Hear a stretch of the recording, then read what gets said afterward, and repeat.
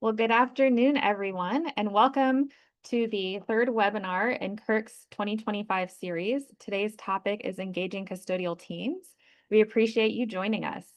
My name is Lindsay Hutchison, and I'm the Senior Zero Waste Coordinator at the University of Texas at Austin, and your CURC webinar host for today. For those of you not familiar with CURC, we are a community of zero waste champions in higher education.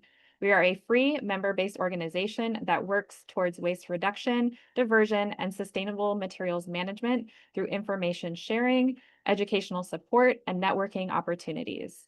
Today's session is part of our free CURC webinar series that runs every other month throughout the year and highlights innovative campus programs and provides trends and perspectives on a broad range of operational and educational topics related to collegiate recycling and sustainable materials management. For some housekeeping items, if you have problems with your audio or video during the webinar, please visit Zoom's Support Center at support.zoom.us. To avoid background noise, we've placed all but our panelists' lines on mute.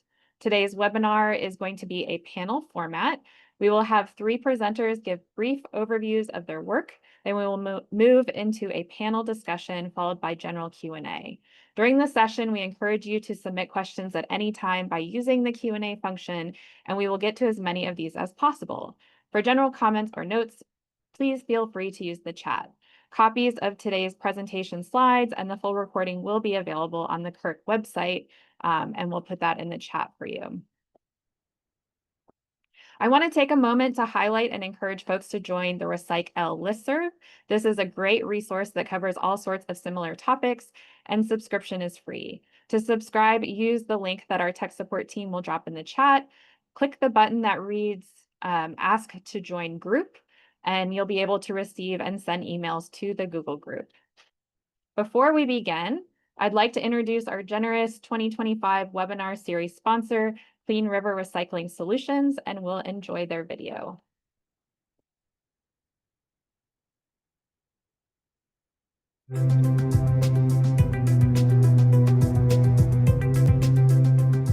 At Clean River, we're passionate about making the best recycling containers on the market. By combining industry-leading design and manufacturing principles with the care and attention to detail of custom carpentry, it allows us to provide our customers with high-quality products that will perform for years to come. All of our recycling containers begin life in our engineering department. Our digital design process allows you to customize your container and see exactly what your finished product will look like, so you can be confident in your design decision. We use state-of-the-art CNC routers and a team of skilled craft people to ensure that your recycling containers are built to a high level of precision, with an attention to detail and quality unsurpassed in the industry. Clean River uses lean manufacturing principles to ensure that our recycling containers are built as efficiently as possible, with minimal waste, leading to reduced delivery times and allowing us to pass the savings along to our customers. To reduce waste in our facility, Clean River scrap and offcuts are collected and recycled into new plastic lumber and other recycled products, contributing to our 97% diversion rate. Customers who have recycling containers that are at the end of their life can return the bins to us, where we will break them down and recycle them, completing the cradle-to-cradle philosophy. To learn more about Clean River's full line of high-quality recycling containers, visit our website at www.cleanriver.com.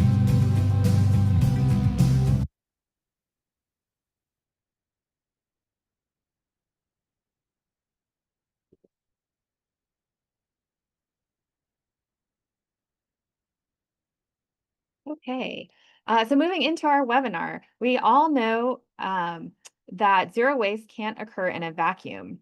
Our campuses are like small, complicated cities where each change impacts many stakeholders and processes. One critical partner to achieve real lasting change is Custodial Services, the entity that actually does most of the work day to day to manage waste streams and keep our buildings clean. Our expert panelists are here today to share innovative ways to empower and support custodial teams to help achieve waste reduction goals. We did have a panelist update since our promotional material went out. Thank you, Ernesto, for jumping in. Our panelists today, first we will hear from Avery Palardy, the Climate and Sustainability Executive Director at Beth Israel Lahey Health. She leads the health system in their environmental sustainability goals and strategic commitments through collaboration across multiple departments. Her role is focused on minimizing the environmental and public health impact of all hospital activities, while ensuring that financial incentives align with the delivery of extraordinary and compassionate patient care. Next, we will welcome Ernesto Padilla. Ernesto works as the Zero Waste Data Analyst for the University of Southern California, and along with the USC Zero Waste team, develops zero waste programs and strategies for the university's assignment, Earth Zero Waste Goal. He believes it is important to know that not all zero waste programs are perfect and that operational buy-in and participation is a critical part of reaching the ambitious goal of reaching zero waste by 2028. And our third panelist today is Ayodeji Oluwalana. He currently serves as the Waste Reduction and Recycling Program Manager at Penn State University, where he leads university-wide waste diversion strategies, stakeholder engagement efforts, and sustainable procurement initiatives that align with Penn State's ambitious sustainability goals. He is a systems thinker, sustainability strategist, and seasoned waste reduction professional. His career is marked by a deep commitment to equity-driven environmental change, especially in underserved and rural communities. His guiding philosophy is, "My existence must bring solutions to humanity." Please welcome Avery to get us started. Hi, everyone. Good afternoon. Let me go and share my screen. All right. Hopefully you all can see that okay. All right. So excited to be here. Obviously, I'm representing healthcare and our healthcare campus. For today's conversation, we're going to focus in on one of our 14 hospitals, Beth Israel Deaconess Medical Center. So for some background on who we are.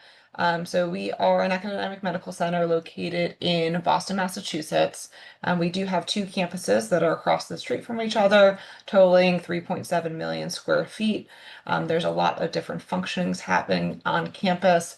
We have everything from clinical care, both inpatient, outpatient care happening, as well as the academic branch of our work. So we have a lot of basic, translational, and clinical research also occurring. So when we talk about waste, we have a lot of different types of waste flowing through our facilities.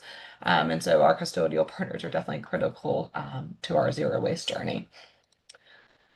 So just really briefly, our zero waste by 2030 commitment falls underneath the larger umbrella of our sustainability program. We have several other organizational targets, but really for this conversation, obviously we're focusing on waste.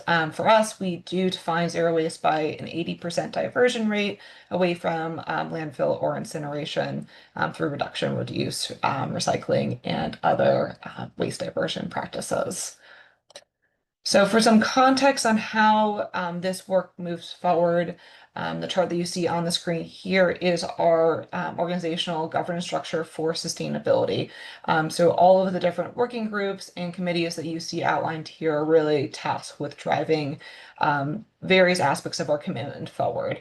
All the committees in light blue really have waste throughout of their work, but specifically where we have a lot of custodial focus and collaboration is through our zero waste task force. So this was a task force that was created a little over a year and a half ago to really prioritize moving forward specific actions within our zero waste strategic plan, as well as a third-party waste assessment that had been conducted, really outlining and highlighting a lot of opportunities related to existing programs, as well as future areas to push forward to achieve zero waste.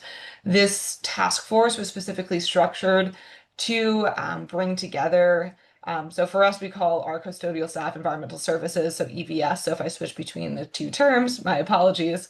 But our EVS staff roll up through our VP of Support Services, who is one of our co-chairs, and then sustainability rolls up through our VP of Capital Facilities and Engineering, who is the other co-chair. So really making sure that we had core leadership support to bring together specifically those two areas, as well as have that top-down support to identify key points of contact in all of our high volume waste generating departments, as well as all of our waste handling departments, so including food service and materials management, and all of our related nursing and operating room departments and functions. So there's a single member represented that had been appointed by departmental leadership to really kind of move this work forward. One of the first collaborations last year was to really partner on how to improve our existing program utilization through education of our employees, creating standardized signage that really created a standard look and feel across our campus to really highlight that all of our different waste streams are part of one program rather than feeling like separate individual efforts across our campus.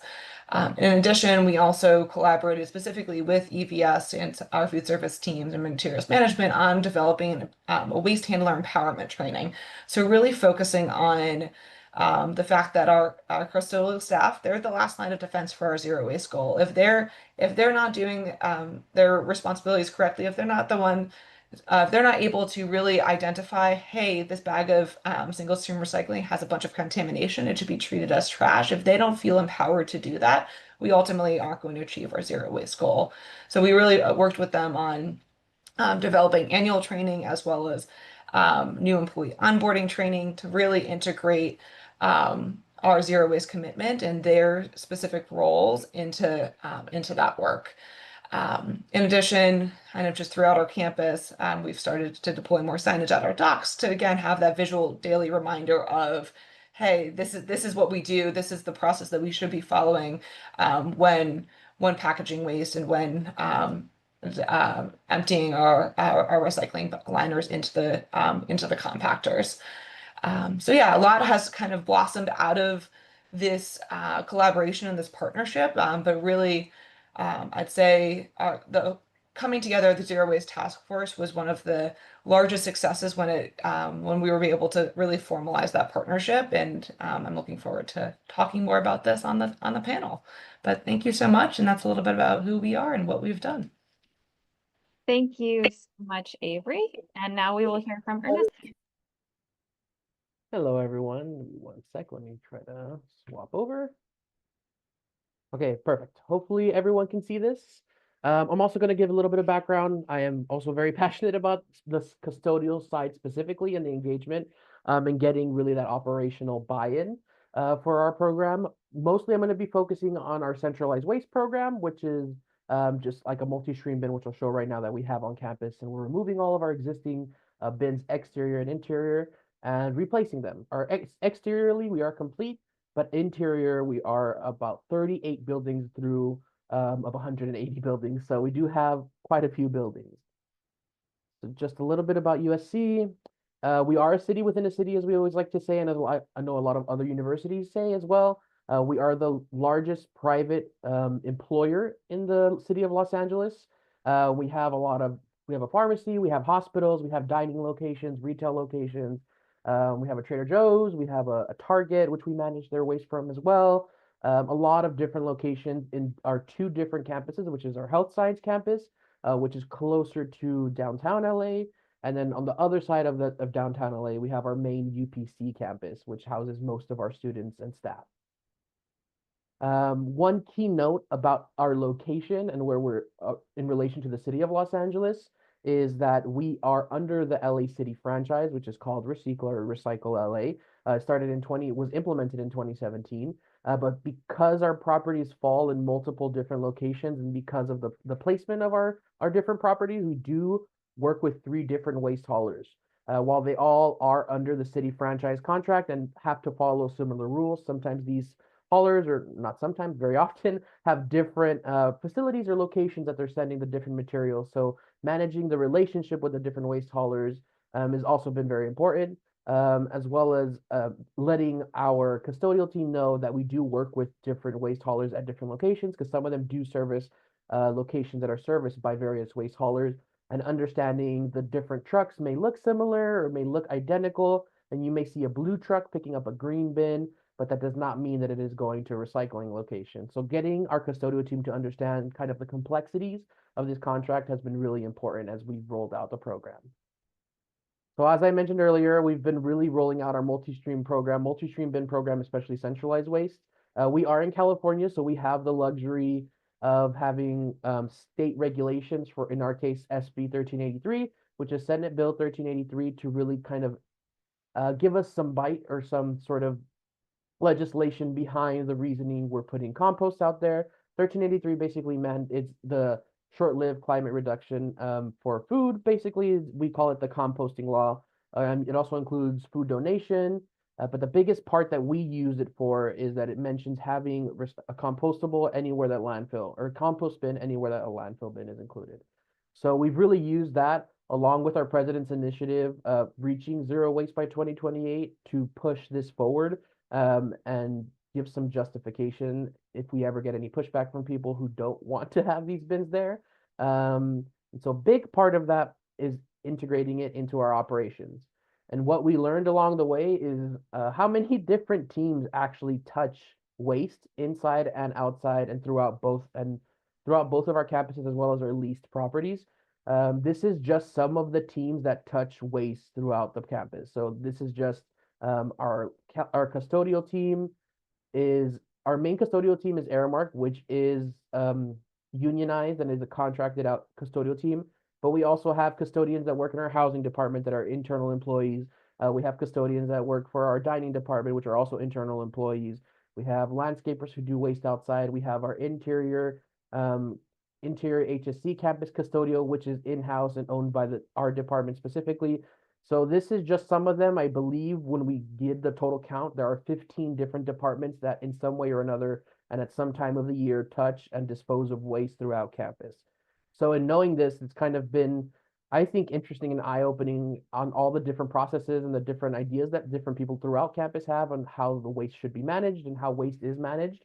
And so we kind of tried to centralize and unify the bag standards as well as the bin throughout campus to make sure everything is consistent where all the students go, but as well as where the custodians go, and having a good expectation for them when they're servicing all these different bins. So a big part of creating that custodial buy-in for us has been early, often, and frequent communication with not only the custodial managers, specifically with our Aramark managers, because they are our biggest touch point, but also with the frontline staff and getting them to understand a little bit of the why and a little bit of the how it's going to happen before it actually happens.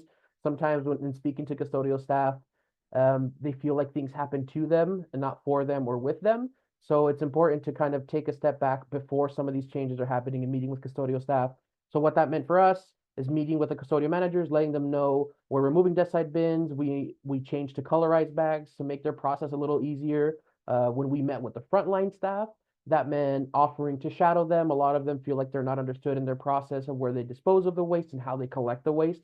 So offering to shadow them whenever their hours are for a couple of locations was really helpful. A lot of our custodial team likes the program because we are reducing the desk side service and the bins that we have placed out there and increasing these centralized waste bins, which they feel is a little easier and gives them opportunity to work in other locations. But it's been an interesting, a long process. One interesting thing that we found recently, because I know I have a short time, was that instead of using the word training, we found that using the word refresher was a little bit better when we're doing reoccurring trainings, because for some reason certain custodial teams have a negative connotation with the word training. Maybe it's because they feel like they already know it or coming back to something, but the word refresher was a big recent game changer that we found in trying to get some more buy-in. Happy to talk about this further and willing to talk about this and happy to talk about it further in the questions ahead. But yep, that's just a brief overview. Thank you so much, Ernesto. And just as a reminder to everyone, if you have questions, you can start submitting them in the Q&A. And please take it away, Ayo. Awesome. Share the screen here. Just a minute.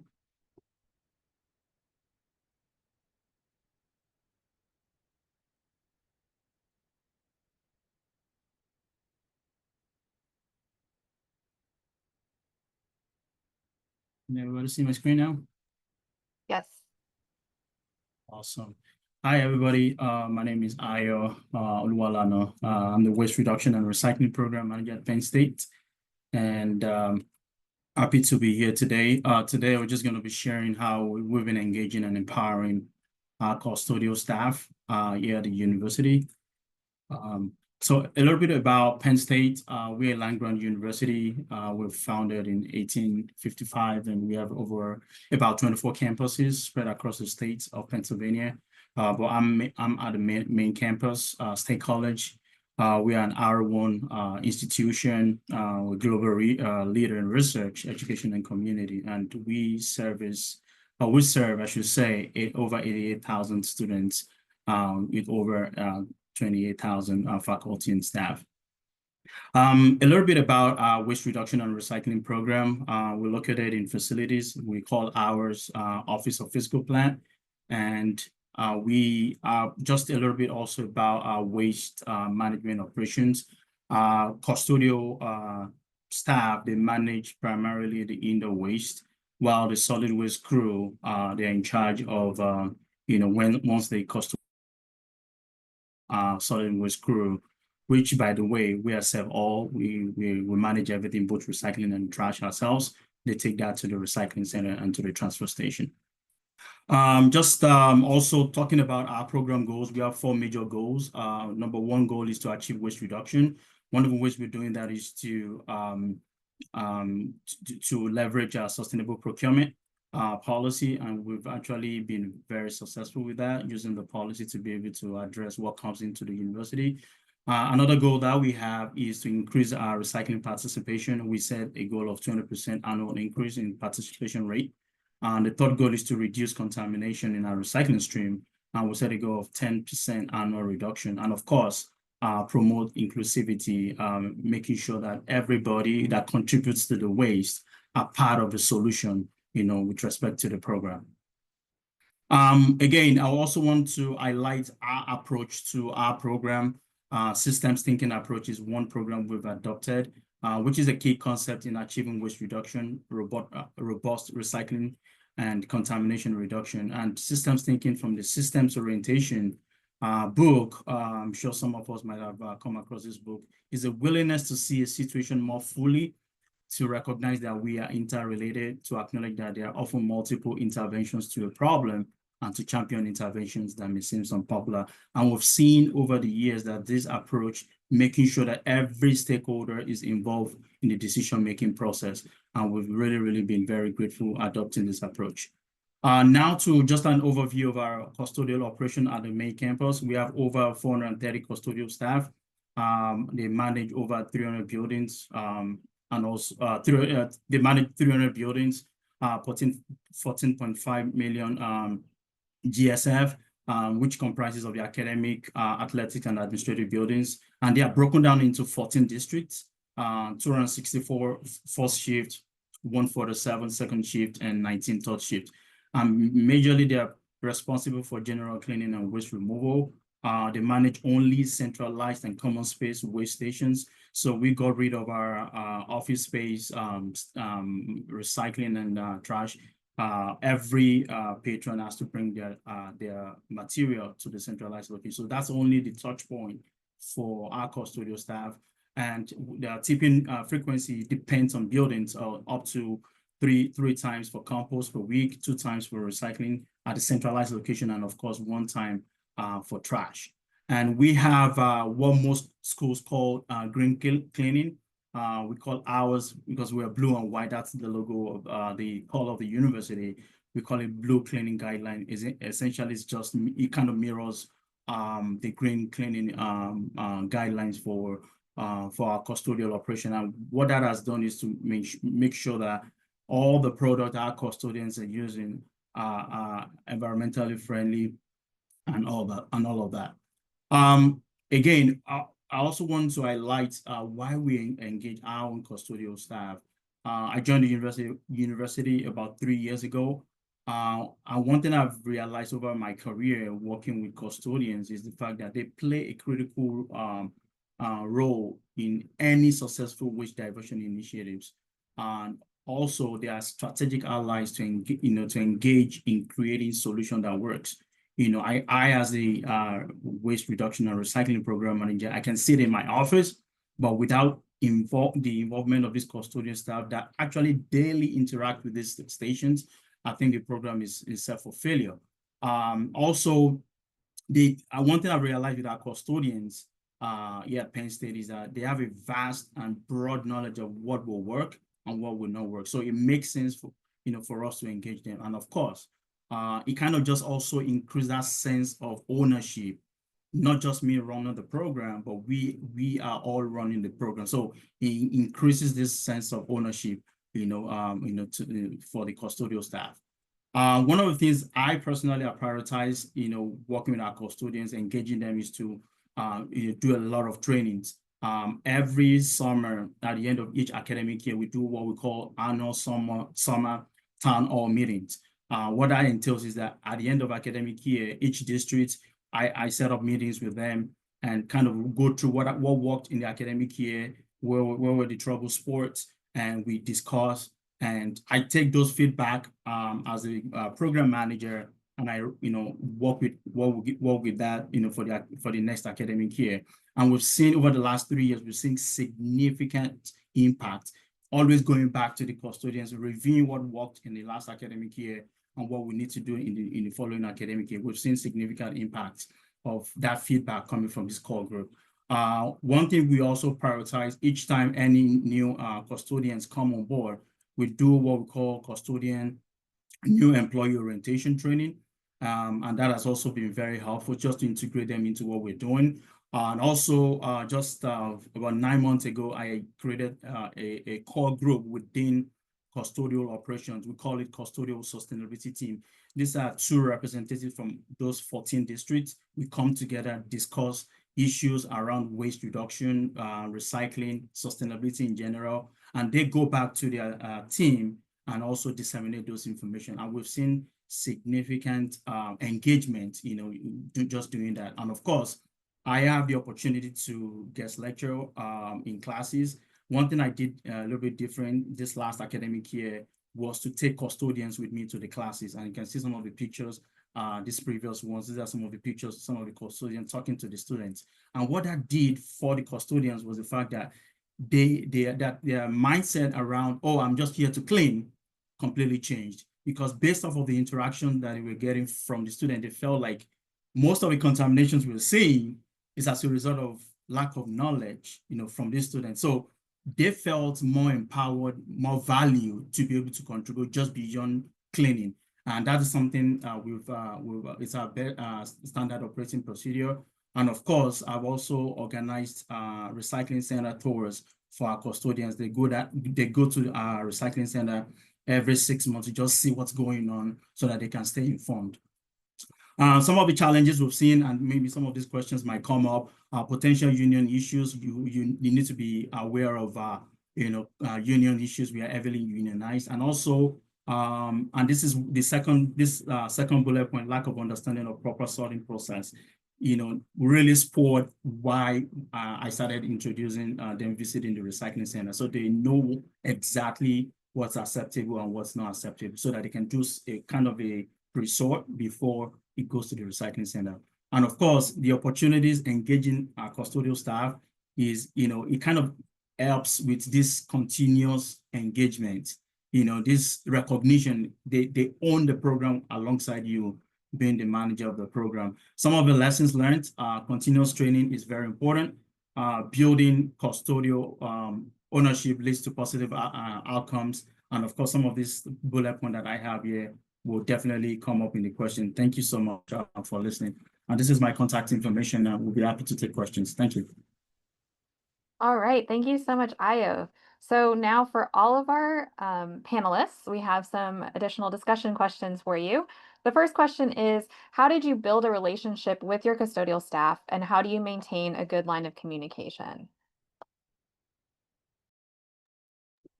I can go first, or whoever wants to start. Sorry. Yeah, so building the relationship. Luckily, our office is in the same building where our main group of custodial staff enters. So I see them all the time and talk to them all the time.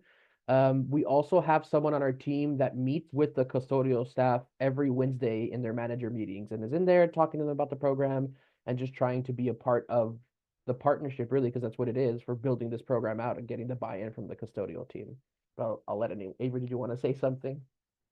I was gonna say, I wish I had a team member to meet every week with the custodial team, but I think what we've been successful with, the zero waste task force model has really been helpful to at least have a connection directly to their leadership team. But then as we've been partnering with them on developing all these training resources, I myself and the other members of my team have made a point of whenever we are on campus to make sure we're walking in the basements, make sure we're walking in the common areas that really are trash checks and those that are commonly at our dock are, and just stopping and having conversations about how are they seeing any challenges? Are there any pain points? And I fielded questions that are very much not necessarily related to sustainability, but I do know who to then talk to and how to get those issues addressed. And I think it's just been slowly over time, not only having a strategy, but being able to show, no, we can actually have success and really demonstrate change and kind of help address some of their pain points over the years. So kind of a top-down, bottom-up approach to really just make sure we're well known and present on campus. Awesome. I think for us, like I mentioned earlier, I think that first point of contact with our new employee orientation, introducing them to the program, has actually proven to be a game changer for us, because now they're coming in new with brand, fresh eyes. They know what's expected. So it's been a blessing. And also the annual town hall meetings that I organize, just to go back to them and say, hey, what you told me last year, this is what I've done with it. It's a kind of a form of accountability, going back to the fact that, oh yeah, we told the recycling manager this and this and this, and he's coming back to us this year saying that this is what he has done with this, has actually been very, very helpful. I've earned their trust that way. And when they say things, they open up to me, things like that has been very, very helpful. Okay. So if you could also describe your regulatory environment and how that affects how you engage with custodial. I know some of you have touched on these already. How do you remove, or for example, do you have to remove liners from recycling? Do you get fined for contamination? Is your custodial staff unionized? Is your custodial staff in-house or contracted out? Does your custodial staff rotate roles or tasks or have high turnover? So how do you, a lot of these sort of regulatory and kind of management processes, how do you,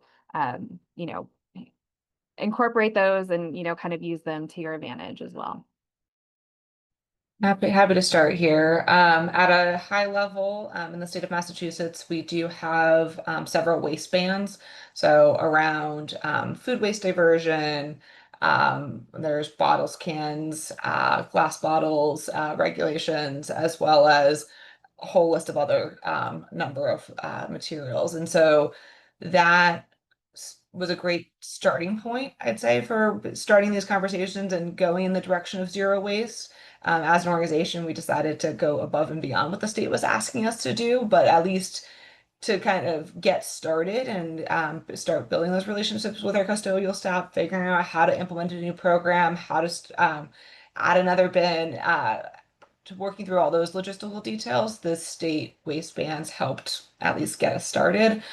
In terms of most recent changes, we were able to include recycling liners in our compactors up until about less than a year ago. We went through an RFP process, and all of the haulers now in the state of Massachusetts wouldn't open our bags for us, even if we paid extra. So we had to figure out how to get those liners out of that waste stream. And so that really required a lot of collaboration with our custodial team to figure out what would work best. For us, we determined not lining the bins wasn't an option because we didn't have the labor to then be able to clean and support that aspect of waste collection.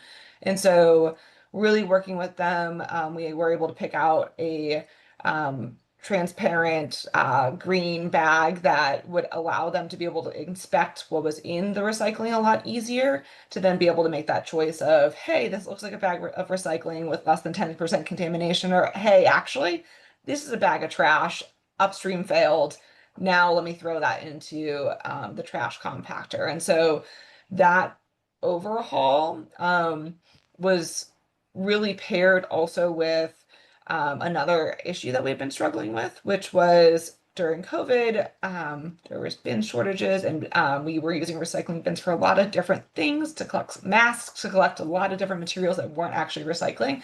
So we actually paired that updated regulation with an overall and a standardization of our recycling program across campus to kind of fix some of the underlying challenges that we knew existed but didn't have the right momentum, or at the time didn't have the zero waste task force in place to kind of move that forward.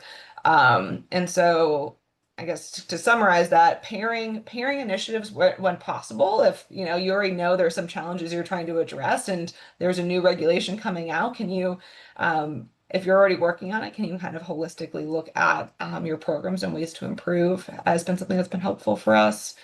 We do have in-house custodial teams, so we don't contract that out. So that does make it a little bit easier, I'd say, to move forward with new programs and process adjustments. But we are at a point, and I think there was a question in the chat about this, but we are at a point in which adding another bin we're at the point we have no more space. So we are going to have to get pretty creative on this zero waste journey as we think more creatively about how do we continue to divert and segregate waste as we move forward. But yeah, I think, and similar to I think what Ernesto and Ayo had highlighted, the teams are massive. We struggle with a lot of turnover. So just a continue education, continue touch points to keep those partnerships strong and really kind of just embed it into what we do as an organization. And this is just the culture of what we're trying to achieve. Yeah, I can chime in here. So with respect to the regulatory environment, for us, we are in a mandated community where we have to recycle. And also we have a university-wide policy that we can't, as a state-funded university, we can't deliberately send recyclables to the landfill. So for institutions that are in an environment where this is applicable, I think you should look into that and use that as an opportunity to let faculty, staff, even custodians know that this is our best practice as a university. This is not an option. And so it's also always very helpful if you have that, set standards, law binding everybody regardless. It's just like every other university policy. So that's one for us. Like I said earlier on, we are heavily unionized, and one of the things I tell our custodians is the fact that I want help me so I can help you. What we are trying to do is to make your work, easier and simpler. And it also depends on how I communicate that to them. And for me, number one, first of all, winning their trust has been very helpful. So over the last, 3 years, I've never run into any union issues while working with custodians, because my approach at the beginning was coming to them as wanting to learn from them and coming back the following year to say, this is what you've told me, this is my report based off of the feedback. So that was very helpful. So to kind of avoid union issues, we are in-house as well. We don't contract our custodial operations out.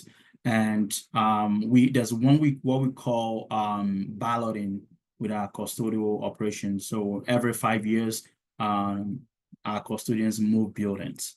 Yeah, so they move from one building to another every 5 years. Actually, we just did another one June 1st. But we do have turnovers. And most of our people that leave custodial operations either get another job on campus, but by and large, our turnovers is very minimal, just because of the enabling environment as well. So I'll pass that to Ernesto if he has anything. Yeah, I did touch on it briefly during the presentation for regulation. It's a little easier for us in California because we do have some state laws for composting. So that really helps us push, because it's along with the university initiative, which isn't always enough. It's a compliance issue.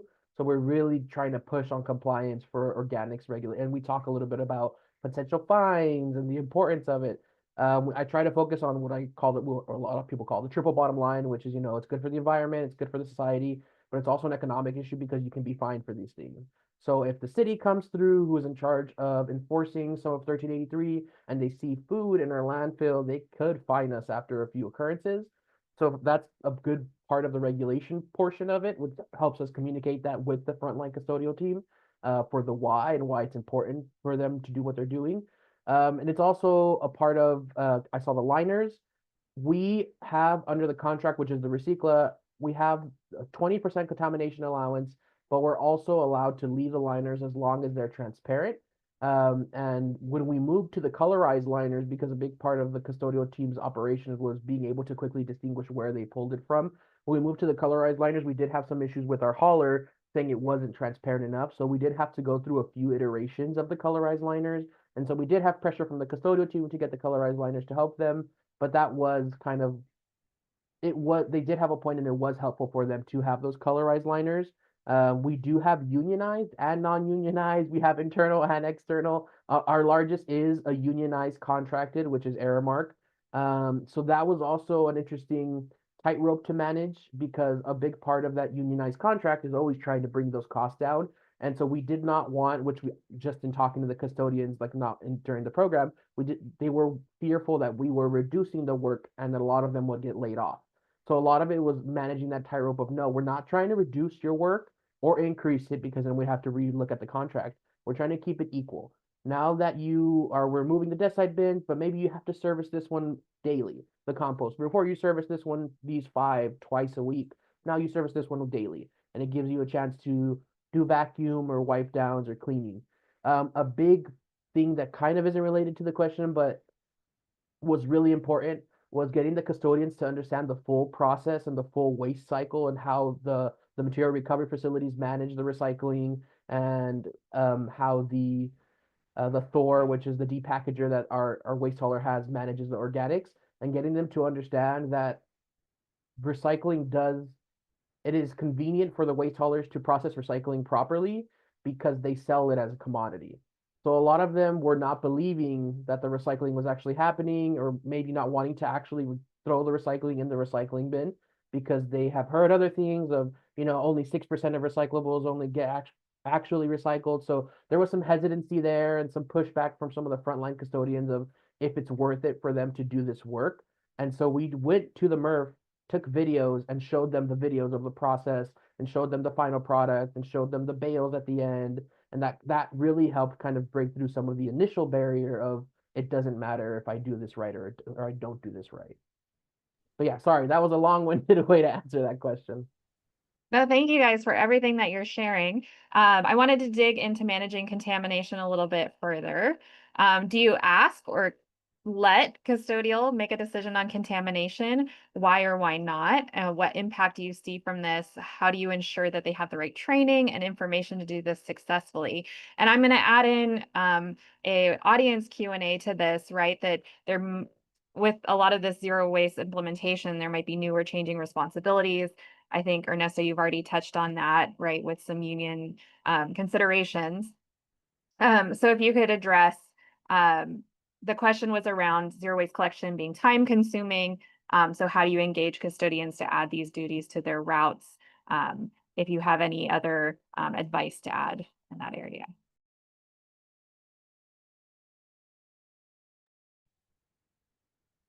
Happy to kick us off. So I think I touched upon this already, but yes, our training is designed around empowering our custodial staff to be able to be that last line of defense, and say, yes, this is a contaminated bag. Let's treat it as trash. That was for us a pretty intentional decision, because really we wanted to build this culture around zero waste, as I've talked about, of all employees matter in this journey, from those upstream who are just disposing of it down to the point in which it's leaving our docks. And we really wanted to make sure that our custodial staff felt like they were a part of that and that they had a voice in this. And if there's things that they're seeing, that we're getting over and over again bags of contamination, that they have a way to kind of float that up to their manager that's on the zero waste task force for then us to really roll out and have an additional touch point of education for our staff ad hoc throughout the year.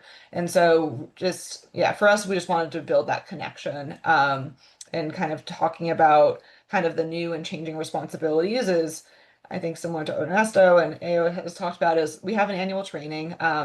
It includes a video of where does our recycling go, and it actually we've videoed our EVS workflow as well to highlight like they're a part of this journey, that they are trained in this. They're not they're individuals that you can talk to, and they are knowledgeable about what should be happening. But also letting all staff know that if they are seeing a breakdown, either on the EVS side, on the upstream side, that please reach out, please let us have that additional touch point to go in and address that. But yeah, I guess I'll stop there and give Ernesto and you a chance to answer too.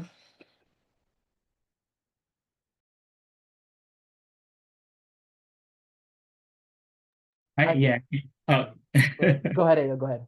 Awesome. Yeah. I mean, for us, I think it boils down to how you communicate the expectations to the staff. Because if you go and tell them, oh, this is a zero waste, we have a university has a zero waste goal, you have to do this, then that's when you start seeing pushbacks.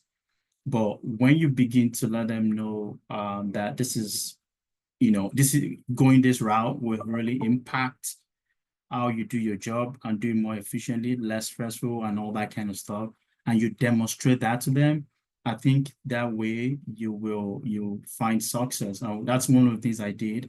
One of the new employee orientation for new staff, I go in, do like a mini waste audit. I have some dummy kind of material that shows what goes where, things like that. And like Avery said, we also have videos that shows, tells them, how to recycle, where does recycling go. And in my presentation, I mentioned that when we started seeing lack of a little bit of confusion on how the custodians determine contamination, I had to take them to the recycling center and also to the MERV to see the processing and how things are being done. So them coming back was an eye-opener for them. Now they understand better, and so they feel empowered to be able to make that call without me necessarily having to tell them all the time. So it's part of this process is integrated in our new employee orientation. It starts from the beginning, and the earlier you start that, the better. And maybe during your training, your refresher course, continue to engage them that way, and also emphasize the fact that this will make your work easier. And if in as much as you can demonstrate that, then you'll be good to go. Yeah, I would say for us, the goal is to have the custodial teams empowered to do that. Unfortunately, currently they cannot. A lot of that has to do with the unionization of it and the contracts that we have with them, and also sometimes the time they have to make certain decisions. And also in California, we have a lot of ever-changing, I'm sure you guys do too, but ever-changing items that are or aren't compostable, the confusion on what is allowed and what our hauler can allow and process. So currently, we don't have custodians worrying about contamination, especially since our waste hauler currently allows a 20% contamination rate within our loads. So we just have them focusing for now on colors and the colors of the bin, blue to blue, black to black, green to green, and just getting used to that process. The hope in the future is to give them some sort of agency or ability to make that change or decision. A lot of custodians want to do it already. A lot of custodians will already tell us, like, this one was full of this. So we kind of tell them to tell your supervisor, who can then tell us, and then we can work on the education of the building occupants and the people that are in that building, and kind of letting the building occupants know that what you do affects the custodial teams has also worked, because a lot of the custodians, while we do have high turnover in some of the locations or frontline staff, a lot of custodians also have been here for 15, 20 years and servicing the same building for 15, 20 years. And then they have such a close relationship with sometimes the building occupants who have also been there for a long time, that they want to work with them and want to work for them. So kind of putting that back on the relationship with the occupants and helping the custodial team has also been helpful. So you all have touched on trainings and refreshers. Um, I guess any other tips or tricks to ensure, I guess, that, kind of those tasks that you're looking for custodial to complete, are being done correctly in terms of waste and recycling procedures, sorting bags correctly, not emptying bins until they're full, and that sort of thing, beyond policies and guidelines. I guess one other tactic that we've used, we created kind of a waste disposal guide for our EVS folks to show all of the different waste streams that they manage and the core points that we want to cover, and that's in their huddle space. And so that's kind of like a consistent daily reminder of this, these are the practices. It's an easy reference for the supervisors to kind of retouch upon anything that was learned in the new employee onboarding or their annual training. And we've translated that also into the most commonly spoken languages as well to make that more accessible so individuals could read and digest it on their own time. Um, as well as at the docks themselves, we have specific signage that highlights the process around inspecting the bag, what is a no for recycling versus like what's absolutely no. Like we have obviously a lot of medical supplies that if they see any masks or gloves or things that really are gonna have a red flag at our hauling facility, please look out for those, and that's an automatic treated as trash. So kind of just having those daily reminders has been helpful to kind of close those refresher courses and fill in the gaps and at least have things to refer to if the supervisors ever do need to retrain on the spot as well. Yeah, I think, and then one quick point, sorry, on the last question that I forgot to mention that I'll get into. People putting their hands in bags was a big issue for contamination, and also because they're unionized in that contract, we didn't want them to be putting their hands in the bags, especially if you go to a lab or if you go to a place where there could be sharps. So it was also a safety concern for that, the contamination part of it, and just making sure they do the colors of it. For that, it goes back to colors. We did colorized bags because of their process with just following them around and talking to the custodial team. They empty everything into one big barrel, and then they take that one big barrel outside. So a big issue was them figuring out what stream they got it from and then being able to put it in the correct stream, especially if there's contamination. So getting them that colorized bag, just feedback from them is that it's been really helpful for them to put it in the barrel, not have to worry where it came from, what they got it from. But I think as far as contamination and I'm not contamination. Well, I guess yes, the contamination. Just engaging the custodial team and the retrainers. They want to do it right. A lot of them want to do it right and are willing to do it right, but sometimes they take a little too much agency or a little overzealous with the contamination. So that re-education and the refreshers are good to let them know the process is in place for the contamination to get contamination out. But yeah, colorized bags is the biggest thing. Lindsay, do you want to address some of the questions in the chart? I think there's Sure. So we are actually nearing the end of our time today, unfortunately. So we are going to just wrap up. So if y'all as panelists have a chance to maybe answer some of those questions, that would be great. Let me share my screen. So thank you again to all of our panelists for sharing your time and information with us today. And thanks again to Clean River for their webinar sponsorship.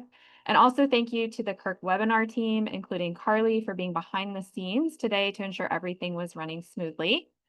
We do have a few more events coming up this year. Stay tuned for the next webinar in August, which is integrating sustainability into pouring rights. And our last webinar of the year is going to be in October, and that is focused around eco-reps and getting students engaged in waste reduction. CURC is also planning another social at the ASHE conference this year in October, which is in Minneapolis. So stay tuned for more information on that. And then also look for today's program recording on the CURC website, as we mentioned, which is curc3r.org within the next week or so. And we hope everybody enjoys the rest of their day. Thanks, everyone.